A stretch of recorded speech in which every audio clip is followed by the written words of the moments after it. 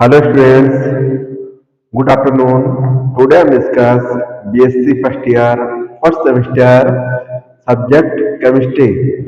तो subject chemistry में आज हम देखेंगे energy level diagram for nitric oxide molecule. तो यहाँ पर हम देखते हैं कि जो energy level diagram for N O molecule है उसमें जो हमारा नाइट्रोजन एटम है उसका इलेक्ट्रॉनिक विन्यास क्या होता है और ऑक्सीजन का इलेक्ट्रॉनिक विन्यास क्या है।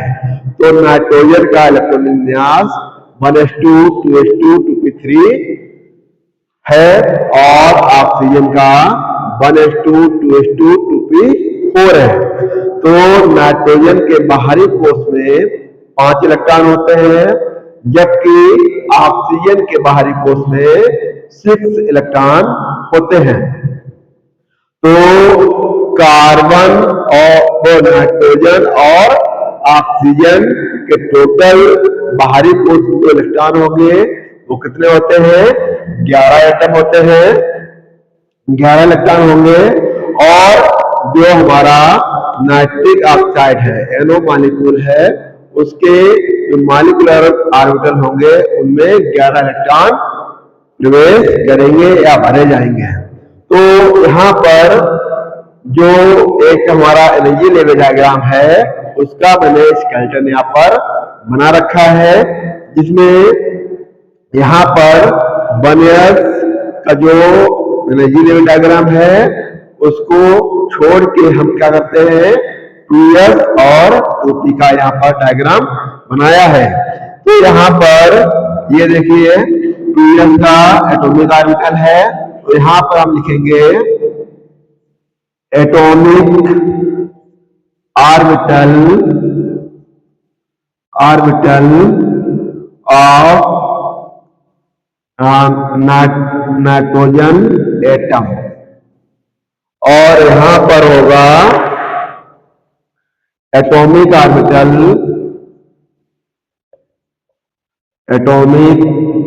Orbital of oxygen atom.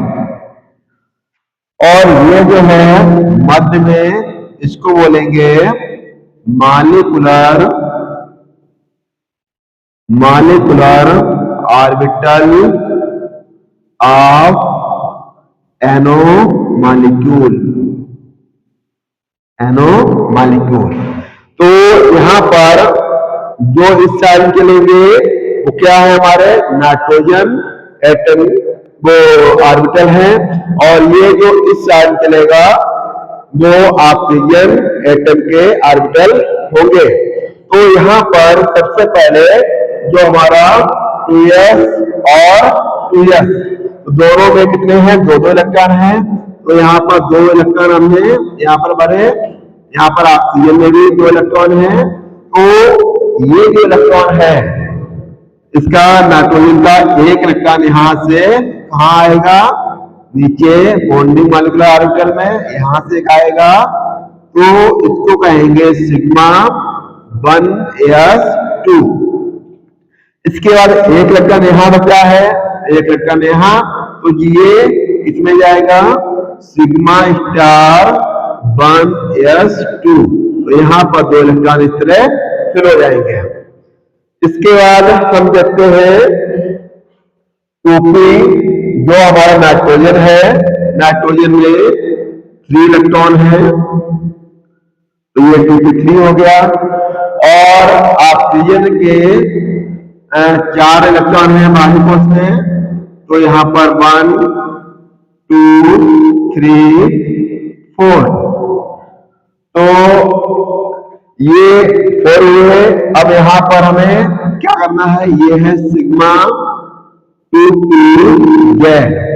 तो यहाँ पर इसको जो हमारा p होता है वो 1 होता है, इसको ऊपर लिख दे रहे हैं 2p3 और ये होता है px py pz। इसी तरह यहाँ पर px py pz ये 2p4 है। यहाँ पर जो हमारा पीजेड है, पीजेड से कहाँ बनेगा, सिग्मा 2p जेड में एक एक इलेक्ट्रॉन आएगा और ये फिल हो जाएगा। इसके बाद पी एक्स और पी वाई, तो यहाँ ये होता है pi 2p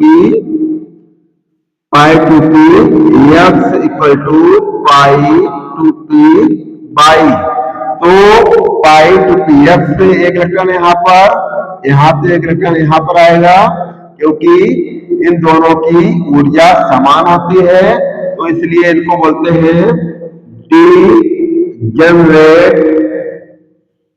orbital, D generate orbital.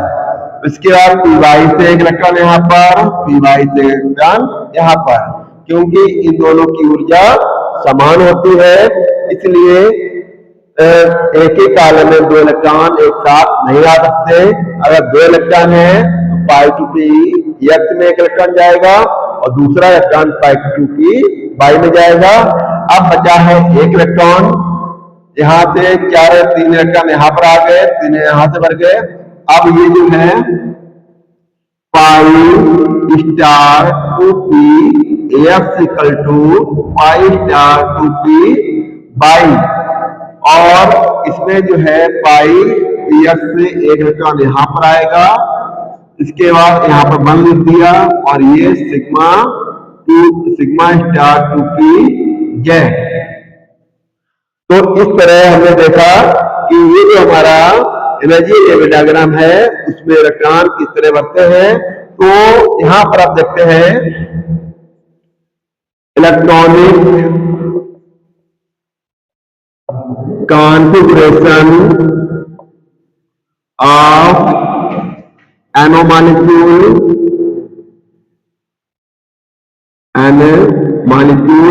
तो यहां पर एनो, इसके बाद लिखेंगे यहाँ पर के, फिर लिखेंगे यहाँ पर सिग्मा 2s2, उसके बाद less than sigma star 2s2 is less than sigma 2pz2 is less than pi 2p x2 pi 2p by 2 is less than pi star 2p x1 और पाई स्टार 2p बाई। तो ये हो गया यहाँ पर electronic configuration of N O molecule. इसके बाद हम देखते हैं यहाँ पर इसका बॉन्ड ऑर्डर निकालते हैं। Bond order equal to Np minus Na/2। तो यहाँ पर Np है, यहाँ पर Nb है number of electrons in bonding molecule orbital, और Na है number of electron in anti bonding molecular orbital. तो हम यहाँ पर काउंट करेंगे Nb का 2 4 6 8 क्या हो गया हमारे Nb, और एंटी बॉन्डिंग में 2 और 1 3। तो यहाँ पर क्या आया 5/2 बराबर 2.5। तो इसका मतलब क्या हुआ यहाँ पर कि 2.5 आया, या हम इसको इस तरह लिख दें 1 इस तरह। तो इसका मतलब हुआ है कि जो हमारा एनो मॉलिक्यूल है उसमें n ट्रिपल बॉन्ड होगा, जिसमें 1 सिग्मा 1 सिग्मा और 2 पाई बॉन्ड होते हैं, 1 सिग्मा और 2 पाई बॉन्ड होते हैं। अब हमें ये देखना है इसके यहाँ पर इसका जो है मैग्नेटिक नेचर कैसा है, इस जो डायग्राम है इसका मैग्नेटिक नेचर कैसा है, इसका चुंबकीय प्रकृति कैसी होगी, क्योंकि हमारे जो मॉलिक्यूलर ऑर्बिटल है वो पूरे भरे हुए हैं, लेकिन जो हमारा लास्ट ऑर्बिटल है उसमें एक ही इलेक्ट्रॉन इलेक्ट्रॉन है जो कि अयुग्मित है, और अयुग्मित के लिए जब अयुग्मित है तो यहाँ पर इसके उसके लिए हम लेंगे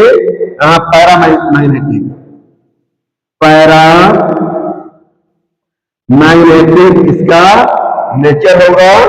तो इस तरह हमने आज देखा energy level diagram for NO molecule. Thank you.